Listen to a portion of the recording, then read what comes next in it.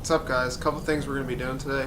I'm having some shifter linkage issues. I'm going to try and figure that out, and also I have an MAP cold air intake, so I'm going to just be doing those things. So first, what you're going to want to do is you're going to take out this factory air box, because shifter linkage is somewhere all the way down there, and also this is the intake that I'm going to be replacing. So there's just 2 screws here. You're gonna have to take out. This thing pops out. Here's the old filter right here, and then disconnect the MAF.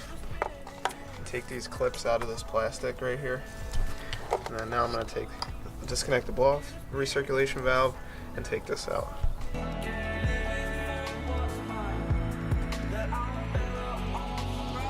You need pliers to take off this vacuum line back here.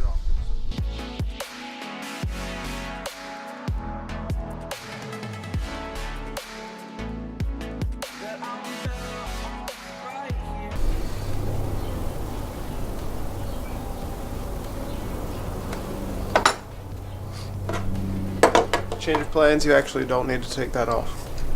Whips. Also, I personally disconnected the battery. You could always do that, since I'm unplugging the MAF and stuff like that.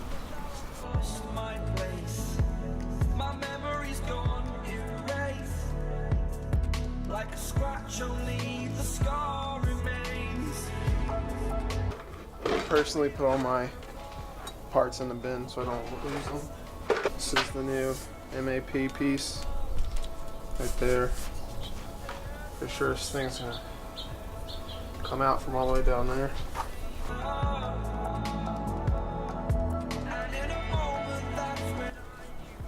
Alright, once that's loosened, there's one more. Looks like there's some type of vacuum line or PCV line in the back. I'll go ahead and take that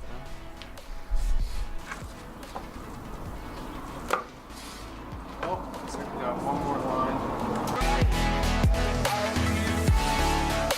And stock is out. So now that the airbox is removed, hopefully you can see, here we have one linkage bushing right there, and then that one connects to the gate selector.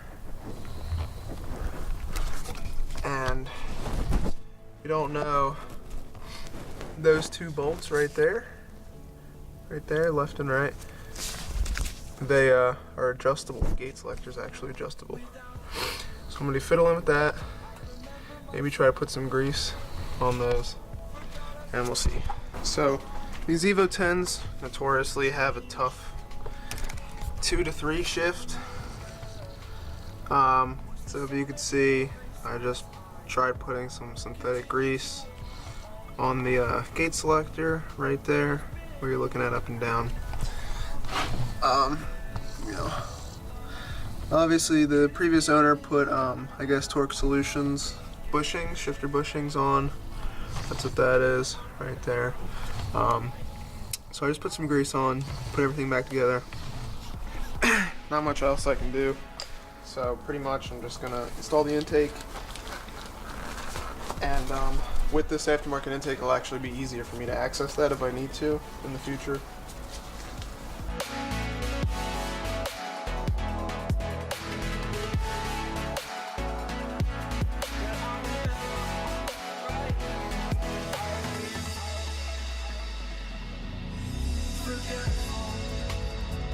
I admit that I've lost my place.